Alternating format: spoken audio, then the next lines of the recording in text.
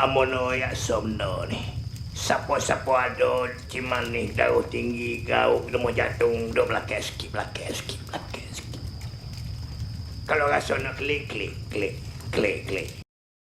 Wa min syarrin nafasati fil uqad.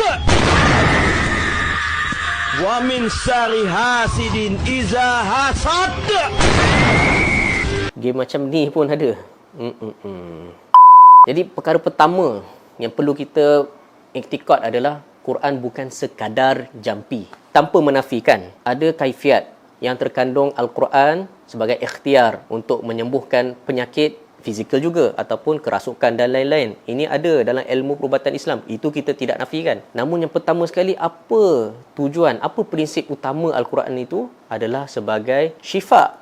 Syifa ini bukan sekadar penyakit fizikal, tapi dalam Quran surah Al-Isra ayat 82, wa nunazzilu minal Qur'ani ma huwa shifaa'un wa rahmatun lil mu'minina wa la yazidudz zalimina illa khasara.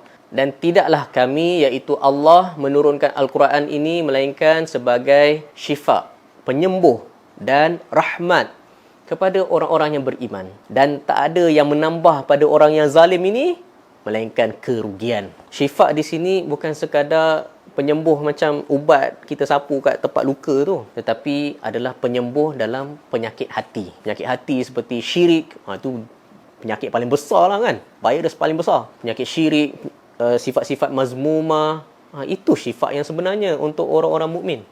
Jadi kita tidak ada masalah dengan game yang cuba nak membawa orang dekat dengan Quran. Tetapi kalau ada game yang seolah-olah mengatakan Quran equals to jampi sahaja, jadi itu sangat bermasalah lah. Jadi mungkin ada developer game yang boleh develop satu game yang boleh mendekatkan masyarakat dengan Al-Quran dengan cara yang lebih berhikmah dan yang lebih ikut disiplin ilmu, maka itu sangatlah kita lalukan, insya-Allah.